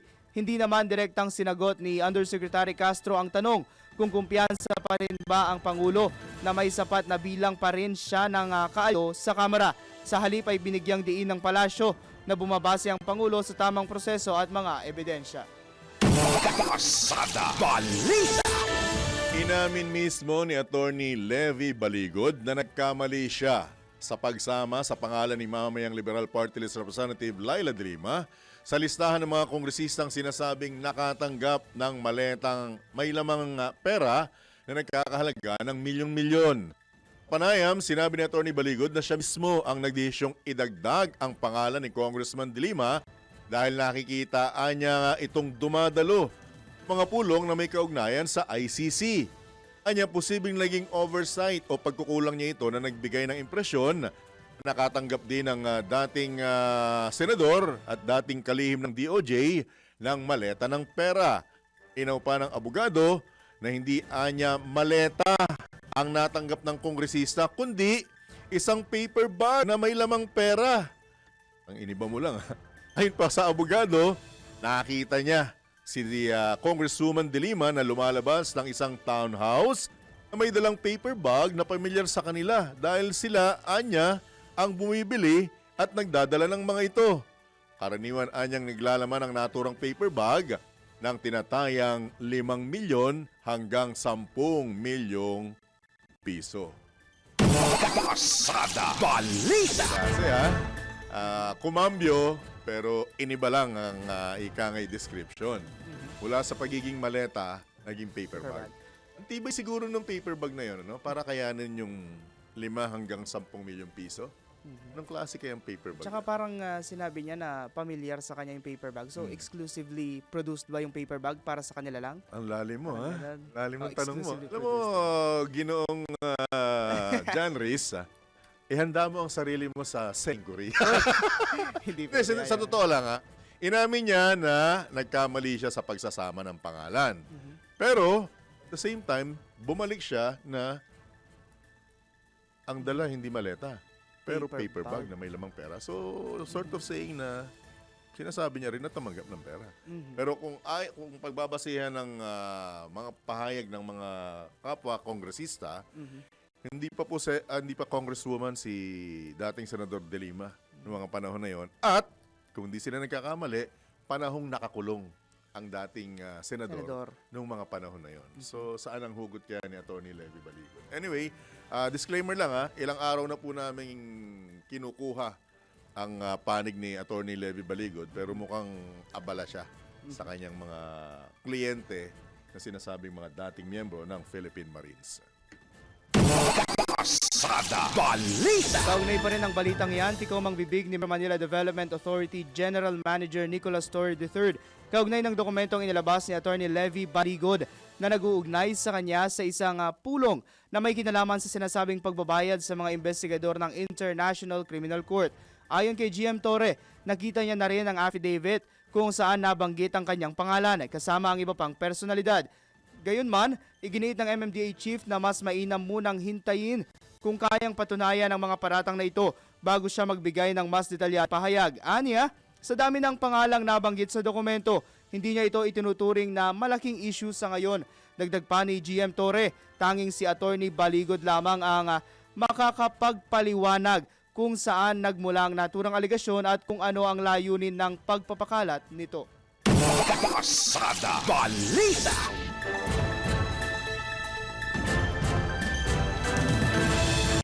Pinatigan naman ni VP Sara Duterte ang salaysay ng mga nagpakilalang dating Marines tungkol sa sinasabing pagpupondo sa mga investigador ng ICC.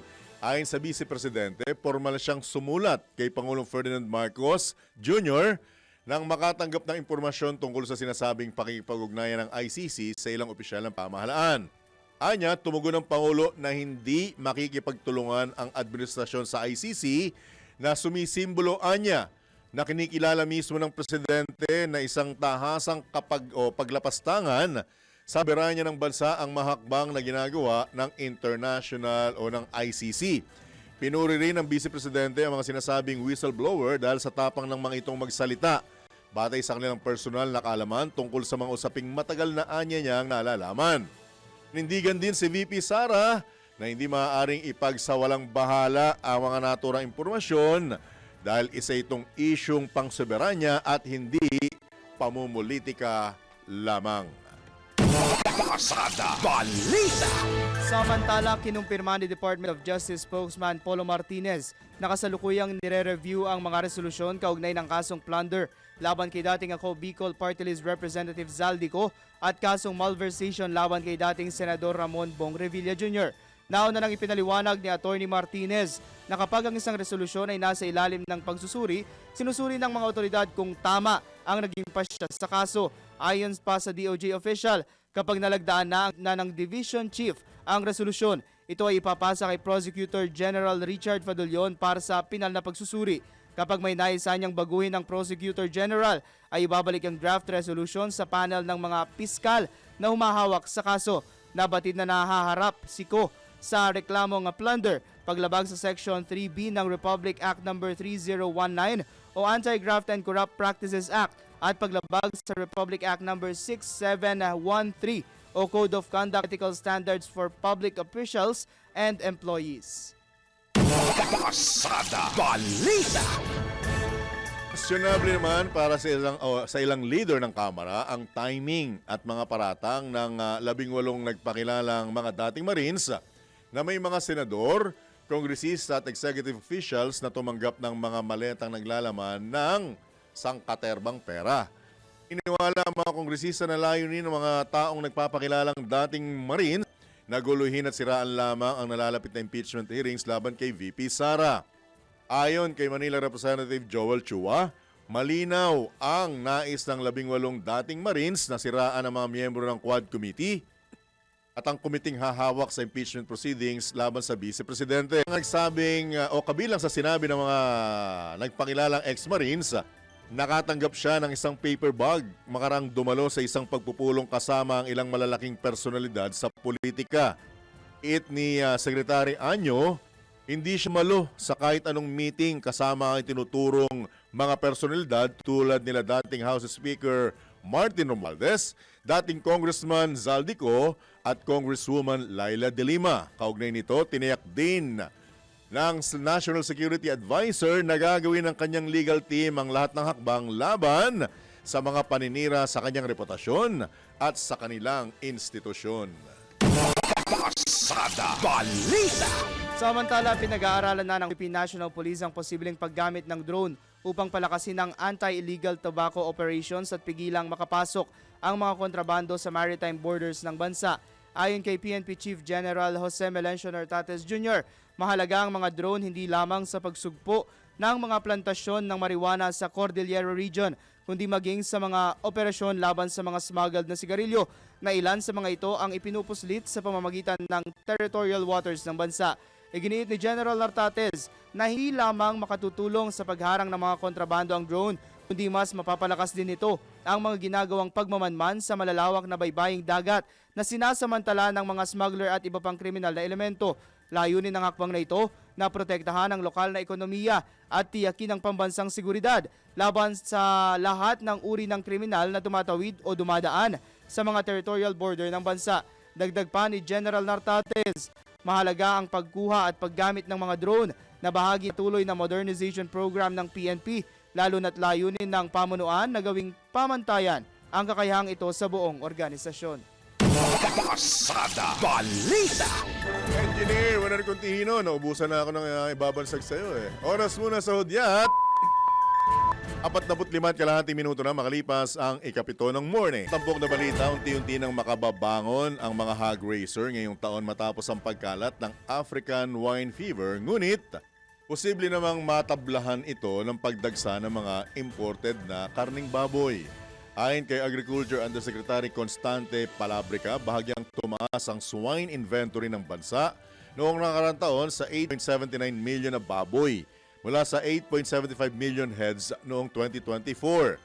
Iginit naman ni National Federation of Hog Farmers Vice Chairman Alfred Nang na bagamat makakabangon ng mga magbababoy, nagbabala naman siya laban sa patuloy na pagpasok ng mga imported baboy. Dahil dito nanawagan si Nang na bawasan ng kalahati ang pork imports ngayong taon mula sa mahigit 800,000 metric tons noong 2025. Pasada Balita. Pinatututukan ni Pangulong Ferdinand Marcos Jr. sa mga kinaukulang ahensya ang problema sa port congestion. Ayon kay Palace Press Officer Claire Castro, nakausap na ng Palasyo ang pamunuan o Palasyo ng Malacanang ang pamunuan ng Bureau of Customs kaugnay ng sitwasyon sa Manila South Harbor at Manila International Container Terminal. Aniya, ipinaliwanag ng BOC na nagkakaroon ng port congestion kapag weekends pero nagiging maayos naman at normal ang galaw ng mga container kapag weekdays. Sa katunayan, nananatili nilang mababa sa 90% ang yard utilization level sa Pilipinas. Iginiit din ng ahensya na may kakayahan pa rin ang mga port operator na ipagpatuloy ang paglilipat at pagproseso ng mga kargamento sa loob ng kanilang lugar. Kaya sa ngayon, wala pa nilang agarang banta ng paghinto sa paggalaw ng mga container. Maliban dito, tiniyak rin ng customs na nananating aktibo ang kanilang crisis management protocol sakaling umabot sa critical level ang utilization rate. Pasada Balita. Balitang pangkalakalan. Nangangamba ang Philippine Statistics Authority na posibleng lumaki ang inflation rate ng bansa dahil sa mga sigalot sa mga bansang mayaman sa produktong petrolyo. Ayon kay National Statistician Dennis Claire Mapa, posibleng tumaas ang bansang inflation rate sa buwan ng Pebrero bunsod ng patuloy na paglobo ng presyo ng langis. At tatandang sinabi mismo ng Department of Energy na tensyon sa ipagitan ng US at Iran, igmaan naman sa pagitan ng Russia at Ukraine at ang joint exercises ng Russia at China ang ilan sa mga dahilan ng pagsirit sa presyo ng krudo na nakalipas na 2 buwan. Samantala, ginit din ni Philippine Institute for Development Studies Senior Research Fellow John Paulo Rivera na bukod sa langis, nangangamba ring tumaas ang presyo ng pagkain tulad ng isda, karne at gulay. Pasada Balita. Mga balitang dapat alam mo kahit sa labas ng bansa. DWIZ Balita sa ibang bansa. Umabot sa halos 130 mamamahayag at miyembro ng media ang nasawi sa mundo habang ginagampanan ang kanilang tungkulin noong 2025. Batay sa ulat ng Committee to Protect Journalists, ito na ang ikalawang magkasunod na taon na nagkaroon ng record high na bilang ng mga nasawing journalist. Ayon sa nasabing grupo, 2/3 ng mga namatay ay dulot ng mga military strike ng Israel sa Gaza, kung saan umabot sa 86 na journalist ang nasawi. Nabatid na karamihan sa mga ito ay mga Palestinian sa Gaza. Bukod pa rito, itinuturing ding pinakamadugong pag-atakeng naitala ng CPJ ang pag-atake ng Israel sa mga media center sa Yemen na ikinasawi o ikinamatay ng 31 media workers. Pasada Balita sa mundo ng palakasan. Ang latest malalaman sa DWIZ Sports News.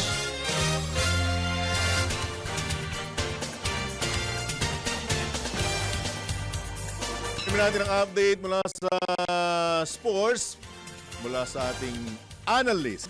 Alan? Anjo Rinion. Pasok!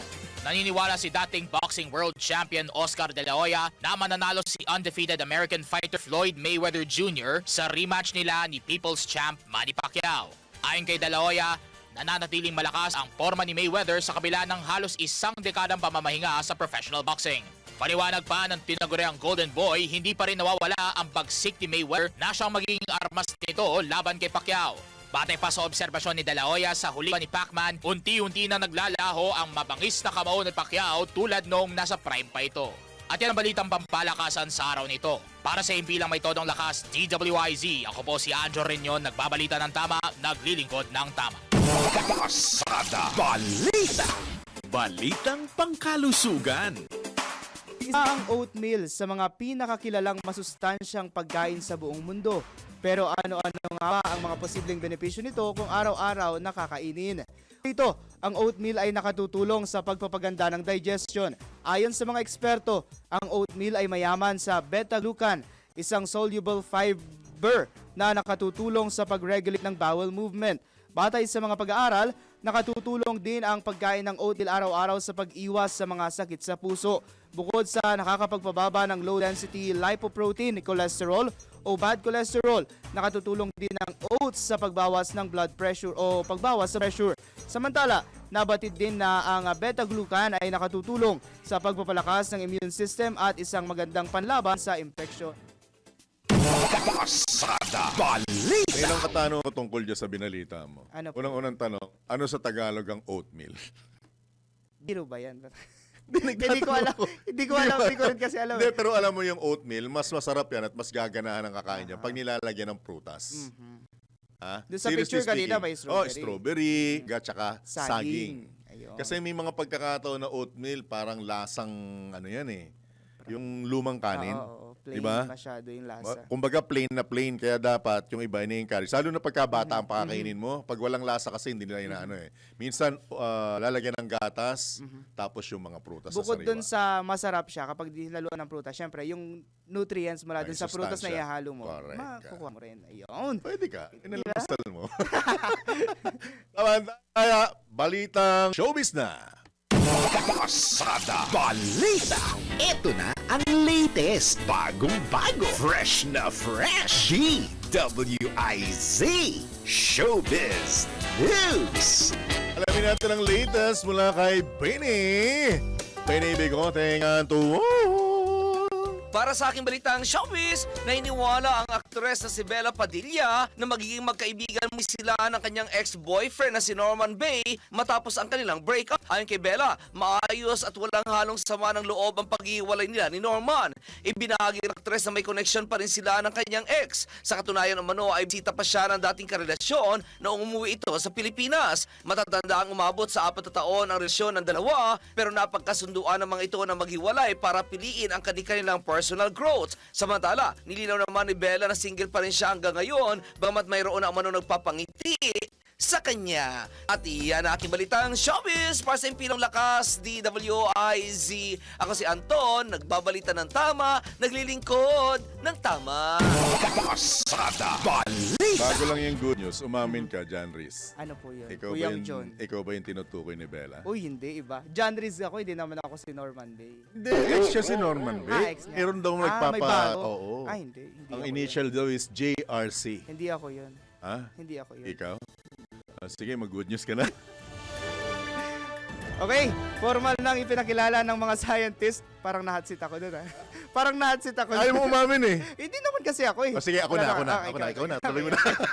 Ito na nga, formal nang ipinakilala ng mga scientists ang isang bagong discovering species ng halaman na matagal nang ginagamit ng katutubong bugkalot folk sa Nueva Ecija upang gamutin ang mga asong may sakit. Kilala ang halaman bilang Kelly at may scientific name na Clerodendrum Kelly, isang uri na matatagpuan lamang sa mga maulang gubat o rainforest sa kabundukan ng Caraballo. Ang halamang ito ay hugis oval na dahon, kulay lila sa ilalim na bahagi at namumunga ng puting bulaklak. Dinudurog ng katutubong bugkalot ang mga dahon ng halaman at inihahalo sa pagkain bilang tradisyonal na lunas para sa mga asong may sakit. Ayon sa Ateneo de Manila University Research Communication Unit, ipinapakita ng natudiskubre ang mahalagang papel ng mga katutubong kaalaman sa modernong pananaliksik. Sino nagsulat niyan? Ang ating OJT po. Aha. Talagang tinagalog ha? Ano yung Tagalog sa rainforest? Maulang gubat? Maulang gubat. Meron palang ganun ha? Diba? In Tagalog para mas maintindihan. Maulang gubat. Yun. Saka yung sinabi niya, nagbubunga ng bulaklak? Mhm. Okay. Maganda yan. Magaling yung species na yan. Para mas Nagbubunga ng bulaklak. detalyado, di ba? Mas... Namumulaklak. Ayun. Ay, nako, it's Friday. Sumayin niyo po ang Friday edition ng inyong nag-iisang pasada bata. Dito lamang yan sa DWIZ, nagbabalita ng tama. Naglilingkod ng tama. Kami po ang inyong naging kabalitan at kabalitaktakan, Johnny Banyes. Sa ngalan ni Drew Nasino, John Riz Galata. At dahil Friday, huwag niyo pong kakalimutan, mahal namin kayo. Oh yeah. Oh yeah. Tatlo. I love you. Oras Odyat! Uy, kalahating minuto pa bago mag-alas 8 ng morning. Antabayanan po ang susunod na palatuntunang Karambola. You know, ingat! Woohoo! Happy weekend!